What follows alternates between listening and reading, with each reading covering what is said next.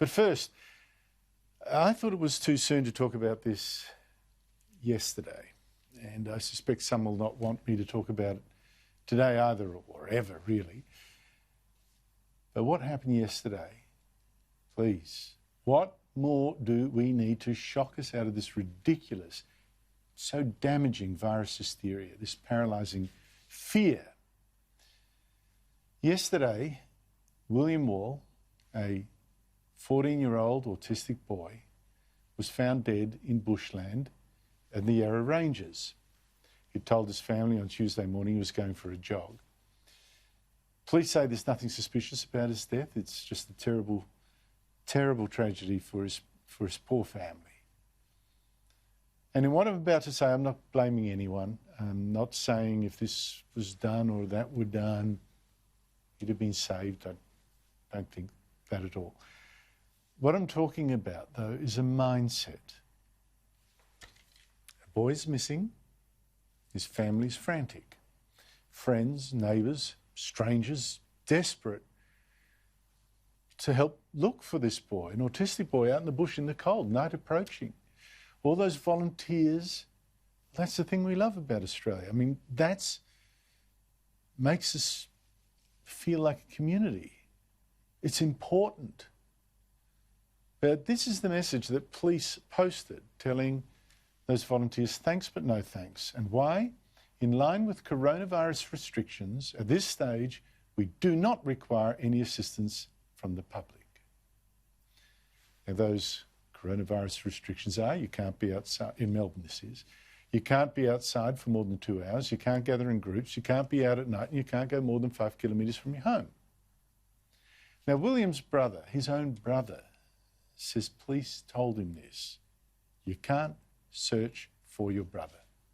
We've been told by all the police saying that not allowed to help because it's past the 5k radius, so we're just obviously going to put a bit more of a... How would it feel for that young man to look back at this day and remember that police said, well, you can't go look for your brother. Health hazard. And other volunteers who'd gone out to the site were also turned back. Everyone came down here to come and help, and then we were all just left standing out in the rain and, you know, don't know what to do now.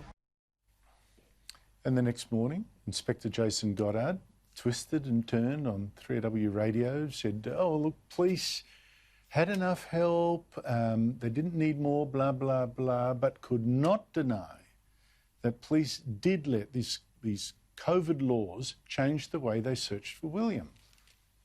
What we do want is we want as many people as possible with eyes and ears to actually try and locate this child for us.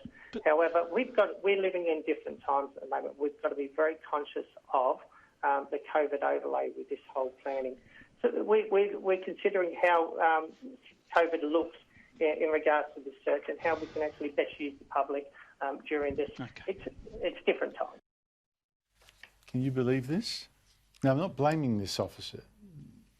Following orders, those are the rules, capital R, rules. By now, of course, though, this was becoming politically embarrassing for Premier Daniel Andrews, who claimed at a press conference both to know nothing, isn't that a mantra of his government? I know nothing, but also to have been briefed about this very thing, and briefed enough to claim there's probably a misunderstanding the police would clear it up. My understanding was that there may have been some decisions made in relation to COVID safety, for instance. But again, I'm only speculating. That's what I was briefed this morning as to exactly what's occurred there. Police are the ones to be able to answer that question. What do you mean by COVID safety? Well, I suppose it's very difficult to congregate in large groups at the moment. And later that day, the social media post had gone, and Inspector Goddard was back, this time saying, nothing to see here, folks. The virus ban's totally irrelevant. This is not to do with COVID, and we don't want to bring this into a COVID conversation. What we're trying to do is we're focusing our search on Will. Now, I can understand Goddard not wanting a COVID conversation yesterday, but the police started that very conversation, and we now need to have it. Again, more volunteers probably would not have saved William, probably far too late by then. And I have to say, in the end, it was a volunteer who found his body. But none of that was known beforehand. As I say, we had a missing boy, we had volunteers desperate to help find him, but we had police saying, no, coronavirus, too deadly, follow the rules, stay home. But the sheer idiocy of that approach is this: the chances of people out in the bush, in the open air, passing on the virus to anybody at all is about zero, flat zero. It's extremely rare for this virus to be transmitted in the open. It's an indoor thing. And the chances of young, fit searchers out in those hills dying even if they did catch the virus is again about zero. This is a disease a virus that kills people mostly in nursing homes who are very sick. So this virus ban, in this circumstance, was entirely all pain, no gain, made absolutely no sense at all. And in many ways, this incident is a metaphor, a symbol of a lot of what has been going on around Australia.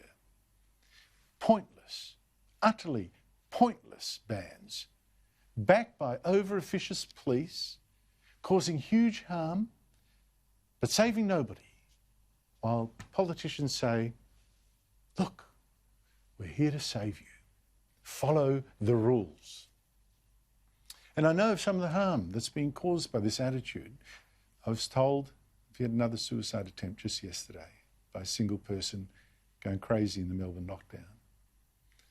But there's the politician saying it's all for your own good. We're saving you with our bans, and a lot of people buying it in their panic, buying it, saying, yes, yes, yes, we need this. But you look at William Wall. Now, I know some bans, some restrictions, social distancing, they do save us. I've been in favour of it from the start. But you tell me how a ban on volunteers in the bush, in the open air, looking for a lost boy, help anyone at all. This is an insane rule. It is a pointless rule. It is a damaging rule. It shows you a frightening insight into the mindset of a government that would impose that. For our own good, they say.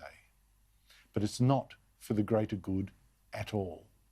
Fear has trumped our reason.